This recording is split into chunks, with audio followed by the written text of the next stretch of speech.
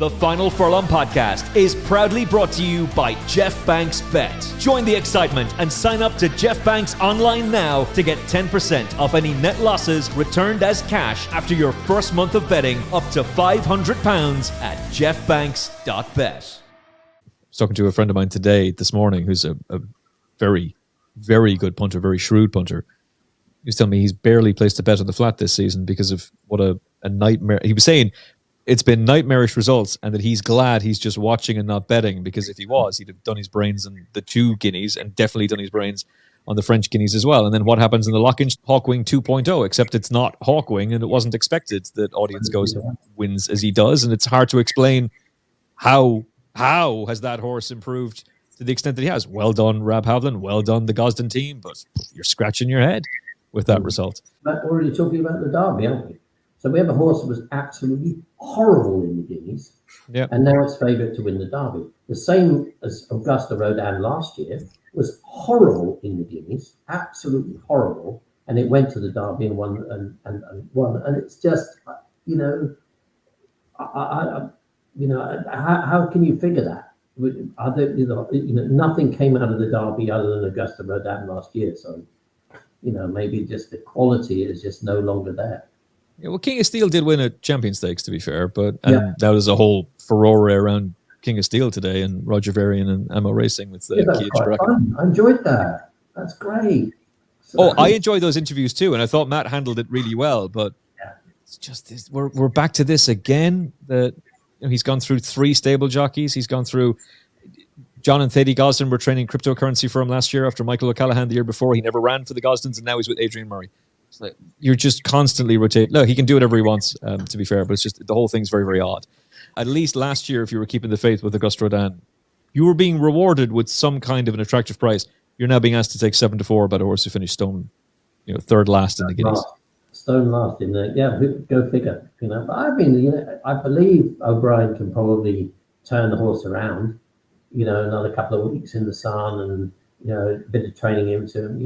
It's every chance of winning the Derby, I suppose, based on last year's form. I mean, he was 8-1 on Betfair straight after the race. He was. You could see that wasn't going to last because of what happened last year. People would back him, unless I suppose he'd been injured. That would be the thing. Well, it's a totally different track, isn't it? Epsom is a bizarre racetrack. It's a wonderful track to just walk around. It literally starts with a pretty stiff uphill, till you get to the, about the 4 or 5 furlong marker, wherever, 7 furlong marker, around about that place, and it starts with that long switchback. And it's some horses just take to it. The whole running straight, the horses just want to dive into the rail because it's so heavily canted. It's a bizarre racetrack. It's nothing like Newmarket at all. Nothing. No.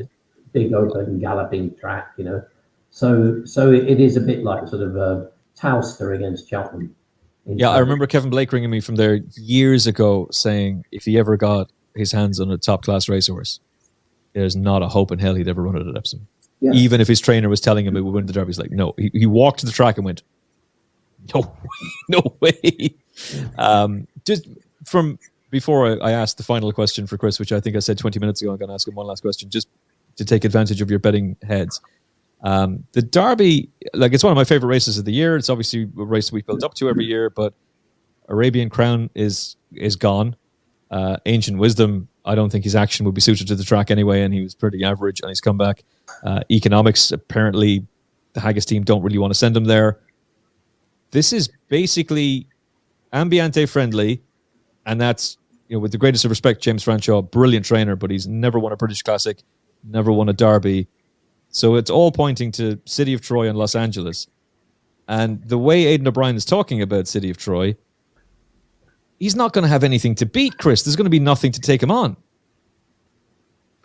Well, yeah, I don't know. I mean, it's a sort of, I tend to look at the racing the day before at the earliest. So for me, it doesn't really matter whether it's Wolverhampton or the Derby. I look at it all in exactly the same way. So I wouldn't have an opinion on that now. I've got to see what the odds are on the day and what the field actually is. He's £15 clear on time form ratings of Los Angeles off the top of my head. I think it's City of Troy 135, Los Angeles 120p. So if Los Angeles is second favourite to him, his stable companion is automatic second favourite, and economics doesn't go, does that 7-4 about City of Troy appeal to you the night before? Assuming he's been well drawn and... I don't think it would, but I wouldn't work that out by hand. I have a computer system that would tell me that odds is worth betting on. So I wouldn't have an opinion on that's that many pounds higher than that. No, that wouldn't come into it. With your bookmaker hat on, Geoff, you're just going to be laying City of Troy all day, aren't you? Of course, because all you've got to go on is he hasn't trained on, apparently, and that's, and if he is, in the region of 7-4, I can't remember what price Augusta were last year. I think it might be threes. He was a bit bigger. I thought it was 5-2 or something. Anyway, but at 7-4, he's he value to lay, especially unfortunately Arabian's come out, and that again is huge negative on the race. So at the moment he's at 7-4, he's value to lay on this season form. You're taking it on O'Brien's word that he can turn around a nightmarish performance in the Guineas. I mean, 9-2, good memory. He was beat after 2 furlongs. Yeah, you could tell very, very early on he was in serious trouble. Augusta was 9-2 last year. I covered that race in TalkSport and completely forgot that he'd gone out to that big a price. The only time he's ever been favourite. It was a price last year. This, and I think probably, because of course, the removal of Arabian is a huge negative 25% of the book out immediately. But it's you're taking it on O'Brien's say so. If you're taking 7-4 about, I hope they do take 7-4, but I'm afraid it looks like they'll probably have to lay bigger.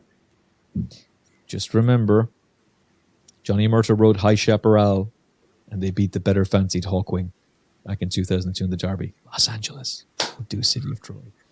I don't know. I made a huge mistake, Geoff. I said it on Monday's show. I should have taken the 20s about him before the Derby trial. I should have taken the 10s directly afterwards. Then I was saying, the 8s is big. Did I back him?